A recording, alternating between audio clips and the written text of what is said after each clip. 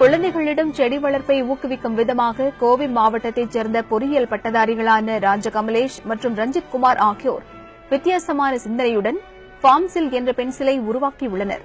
இந்த பென்சிலில் ஒரு முனையில் காய்கறி விதைகள் அடங்கிய கேப்சூல் பொருத்தப்பட்டிருக்கும்.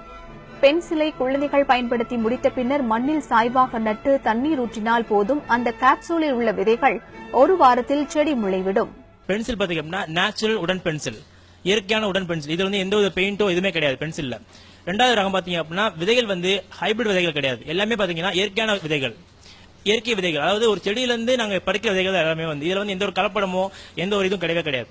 பென்சிலில் பொருத்தப்பட்டுள்ள கேப்சூல் தாவர கொழுப்பில் தயாரிக்கப்பட்டது. இவை தண்ணீர் பட்டாலே கரையும் தன்மையுடையது என்பதால் குழந்தைகள் வாயில் வைத்து கடித்தாலும் எந்த பாதிப்பும் இருக்காது.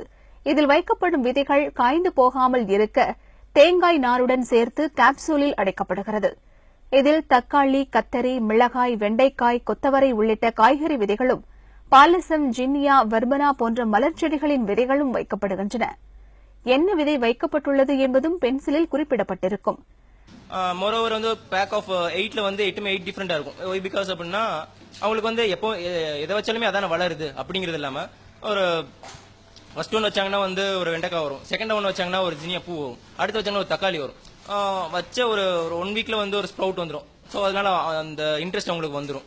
செடி வளர்ப்பில் குழந்தைகளை ஊக்கப்படுத்தும் இளைஞர்களின் இந்த வித்தியாசமான முயற்சியை பலரும் பாராட்டி வருகின்றனர்.